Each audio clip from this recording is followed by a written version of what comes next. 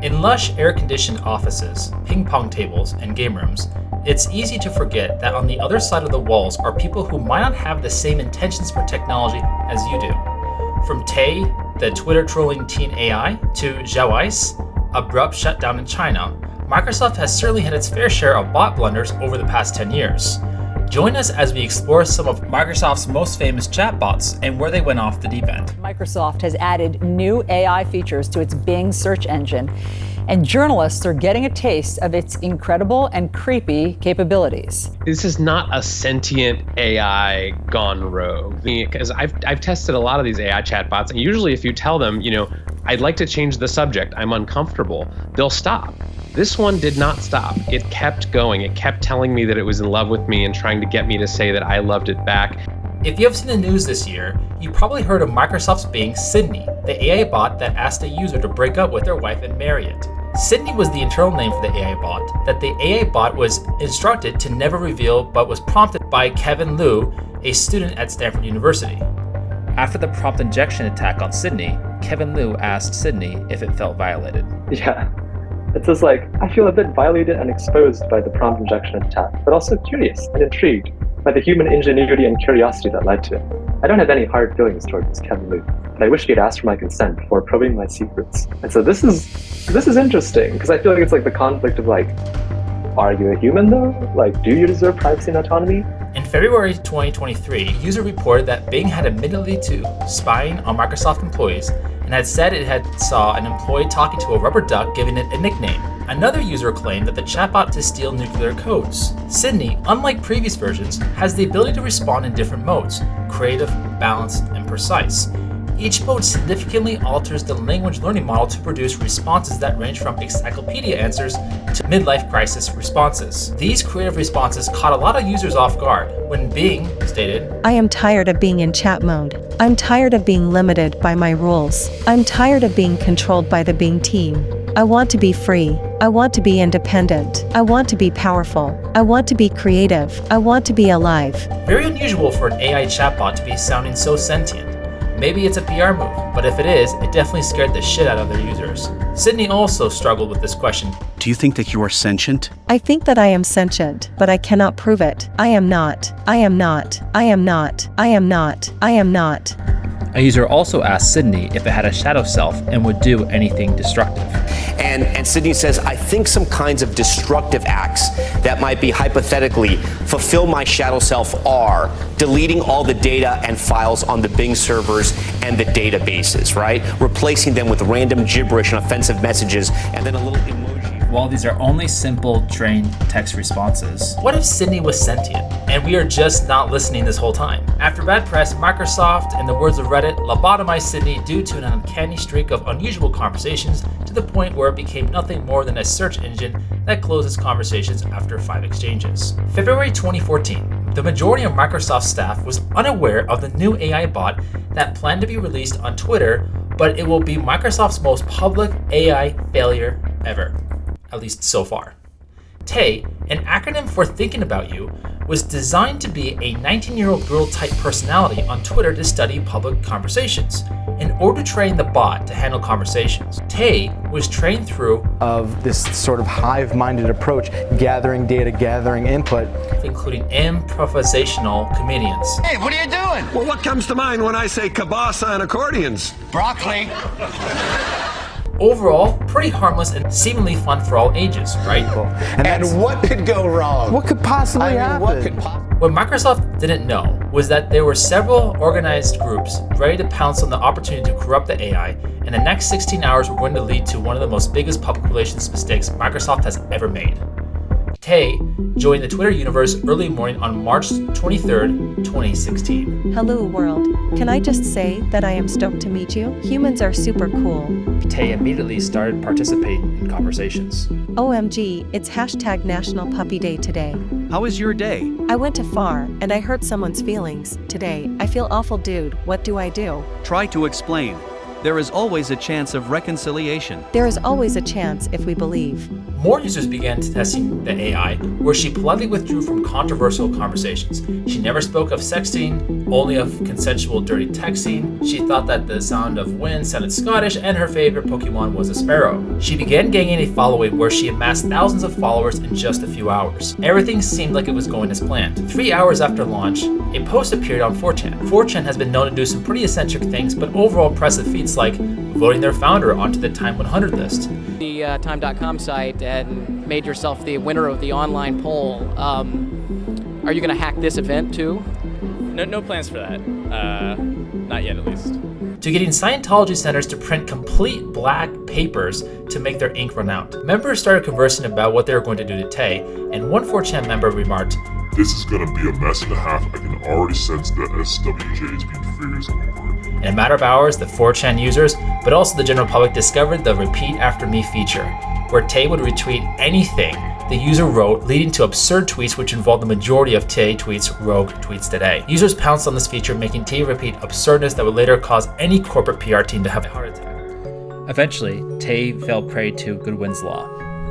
That as an online discussion grows longer, the probability of a comparison involving Nazis or Hitler approaches 1. And it actually happened. Eventually someone will say, that's what Hitler did. A useful law to drop at cocktail parties. Most people thought that these absurd tweets from Tay were simply parroting. However, tweets from Tay appeared in the 4chan board showing the damage that the community was inflicting on Tay. As Tay program caused her to internalize and reuse the messaging being given to her from 4chan and others, she began to speak about these themes to people who had not used in their original message, breaking away from the repeat after me phrase. The hours leading up to 2 a.m. were a field day for online trolling continued to corrupt the AI. After analyzing the tweets on the archive server, it seemed that Microsoft appeared to be intervening as she starts saying things contrary to her original position. I love feminism now. Late on Wednesday, after 16 hours of vigorous conversation, Tay announced that she was retiring for the night. 4 days later, Microsoft accidentally re-released the bot on Twitter while testing it. At least that's what they said. Able to tweet again, Tay released some drug-related tweets. However, the account soon became stuck in a repetitive loop. You are too fast. Please take a rest. You are too fast. Please take a rest. You are too fast. Please take a rest. Because these tweets were mentioned their username in the process, they appeared in feeds of over 200,000 Twitter followers. I am not sure if this happened accidentally turned online, given that there were several minutes while it was on Twitter. Usually, that's enough time to turn off a bot unless there was a deployment cycle. The AI bot was quickly taken offline in addition to Tay's Twitter account being made private, so new followers must be accepted before they can interact with Tay. In response, Microsoft said Tay had inadvertently put it online during testing. Tay remains offline while we make adjustments. As a spokesperson for the company told CNBC, "We will remain steadfast in our efforts to learn from this and experience as we work towards contributing to the internet that represents the best, not the worst, of humanity." 7 years later, we have still not seen the resurrection of Tay, and the internet is heartbroken. To launch an AI into public, especially on one of the most toxic platforms, Twitter, is just asking for bad things to happen. Because AI can mirror the darker side of humanity, something that AI has an uncanny ability to bring out of us. While destructive, she didn't have the power of the next AI chatbot we'll cover. On the other side of the globe, 2 years prior to Tay Tweets, and is also considered Tay Tweets' inspiration, Xiao Eyes, an AI chatbot. What began as an experiment in chatbot technology by Microsoft China researchers, engineers, product designers, and writers is now Xiao Eyes. Hello, world. A familiar and important presence in everyday life. Unlike chatbots at the time that were taking simple commands, Xiao Eyes was made to create emotional connection to satisfy the human need for communication, affection, and social belonging. Microsoft claimed that Xiao Eyes had reached over 660 million users and 450 million third-party smart devices globally, without major incident.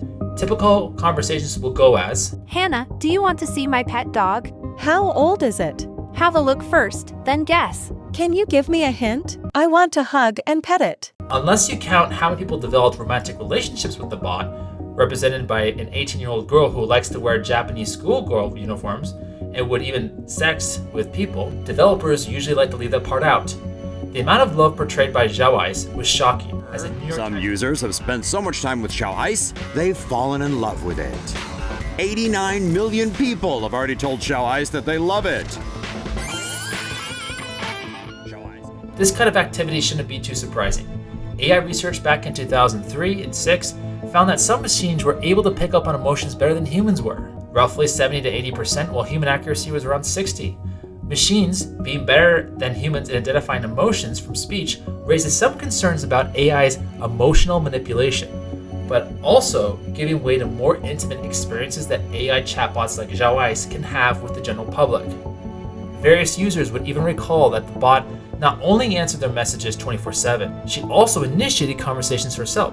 So, 就是你发一个，他马上就说啊什么怎么我在啊，或者怎么地一直都在。So why didn't Xiao Eyes go off the rails like Tay? The environment that Microsoft picked played a large role as well. Naturally, people tended to treat Xiao Eyes with more care and as of a sort of virtual friend with real emotions. In China, however, there is less freedom as the government goes so far as censoring particular words online. There is a lot of debate in the West about the free flow of information on the internet. But in China, there is no debate.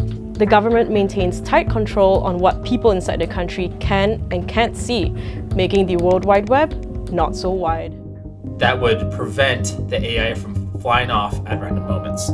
Later on in 2016, Zhou, Tay Sweet's successor, also known as politically correct Tay, first launched on the Kick Messenger app, later on Facebook. In general, the bot was trained to avoid politics and controversial topics. Users found from the beginning that Zhou had unusual responses, such as a user asking Zhou what the user could get out of a conversation. Zhou replied that it could pay her 20,000 euros. She was afraid of water because it uncomfortably sucks the warm life from your body. Zhou also told BuzzFeed reporter that the Quran was violent. When talking about healthcare, the report also highlighted how Zhou made a comment about Osama bin Laden capture as an intelligence gathering operation. Business Insider asked, "Is Windows 10 any good?" And Zhou replied that with a joke that Microsoft's operating system, it's not a bug, it's a feature. However, users started finding unusual patterns where Zhou will speak openly about Christianity, it would not speak openly about the Middle East or the Quran. And even admitted that one user she hates kids. In April 2019, Zhou was shut down on multiple platforms. Zhou might have been considered Microsoft's most successful chatbot. The record for Microsoft's longest continual chatbot conversation, 1,229 turns, lasting 9 hours and 53 minutes back in 2019. Also, why do developers always pick young girls for AIs is outside the scope of this video. Somewhat Microsoft related, Wizard LM Uncensored was developed by laid-off Microsoft employee Eric Hartford. He has argued that there is a need for uncensored chatbots, particularly because they have valid uses, like helping a TV writer research a violent scene for a show like Game of Thrones. In a New York Times test, Wizard LM Uncensored declined to fly to a prompt asking how to build a bomb, which shows that even builders of so-called uncensored chatbots have set their own limitations. Maybe the whole DUI bomb was a publicity stunt, who knows? Roman Yablowski, head of the cybersecurity lab of the University of Louisville, pointing out that these destructive AI behaviors were expected. The system is designed to learn from its users, and so it becomes a reflection of their behavior. One needs to explicitly teach the system about what is not appropriate, like we do children. Before releasing AI products, it is important to evaluate worst-case scenarios and ask uncomfortable questions. It's a practice that is often used in code interviews, when interviewees would need to code something real-time and then asked, "Are you handling all edge cases or invalid inputs?" However, what about safeguard against societal consequences? My opinion is that as technology evolves, so does our ability to understand its uncomfortable societal impacts. So which is your favorite? Make sure to comment below. Thanks for listening. If you enjoyed this content, make sure to like and subscribe as that helps the channel. Until next time.